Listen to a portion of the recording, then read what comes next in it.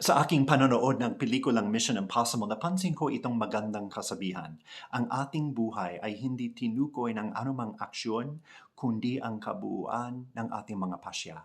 Nakikita natin ang pasyang gawa ni Maria sa ating ebanghelyo ngayon, umupo sa harapan ng kanyang bisitang si Jesus at makinig sa kanyang sinasabi.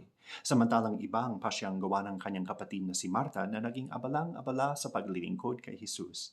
Sinasabi ni Jesus sa magkapatid noon at sinasabi niya sa atin ngayon, mas maganda ang pasyang gawa ni Maria, umupo sa kanyang harapan at makinig sa kanya. Alam kasi ni Jesus bago niyang maibigay ang kanyang sarili sa ating lahat, kailangan muna niyang makinig sa kanyang Diyos Ama. Kayahin kaya natin si Maria sa pakikinig kay Jesus.